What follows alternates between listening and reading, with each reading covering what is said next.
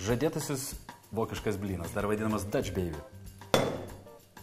Pagrinde tai yra tokia pati tešla, kai mes gaminame masę, kurią mes gaminame lietiniam blynam. Tai yra skista masė, iš kurios taip pat galėtume iškepti ir lietinius blynus, bet šioje situacijoje mes ją panaudosime šiek tiek kitaip. Taigi mums reikės 3 kiaušinių. Tuo tarpu pamiršau labai svarbų momentą.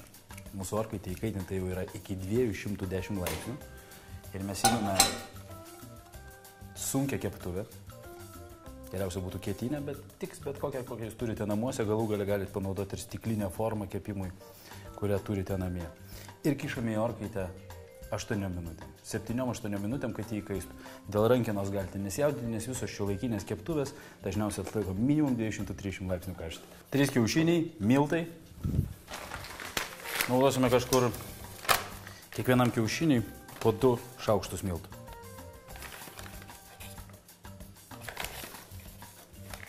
Druska. Viską maišome.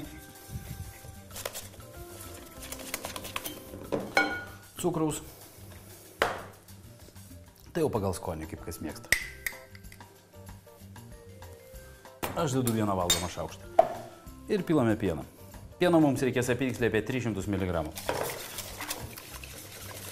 Tešla turi gauti skista. Panašiai tokia pati, kokią mes darome lietiniam blynui. Tešlą pastatome į šalį, kad išbrinktų miltai ir tuo metu pasiruošime mūsų šilauoges, kurias pateiksime virtas cukruje kartu su mūsų blynu. Šiek tiek vandens, 2 to kiekio, kai pylėme vandens, pilame cukraus ir verdame tol, kol užvirs. Sekantis ingredientas, kurį naudosime, tai bus rikotos kremas, kurį pagardinsime citrina, citrinos žievele, citrinos sultimi ir cukrumi.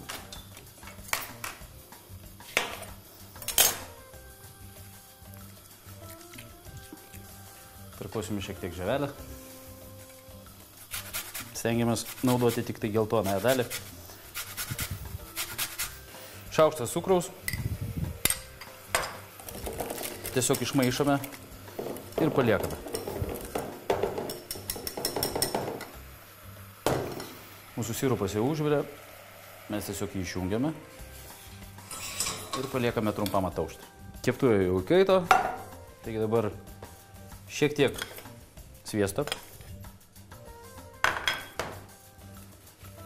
Ir vėl kišame į orkaitę minutei, kol ištirps sviestas. Sirupas karštas, pagamintas. Jį suberiame mūsų uogas ir tiesiog paliekame.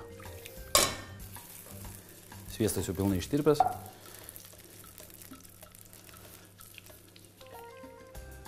Pilame mūsų masę ir vėl į orkaitę. Negaliu pasakyti tiksliai, kiek užtruks, nes tai priklauso nuo įvairiausių dalykų. Bet dabar svarbiausia yra stebėti. Manyčiau, po kokių 10-12 minučių mes pamatysim labai įdomią reakciją ir gausime tarsi blyną, tarsi atominį blyną, kuris bus apverstas aukštyn kojom. Taigi dabar belieka tik laukti.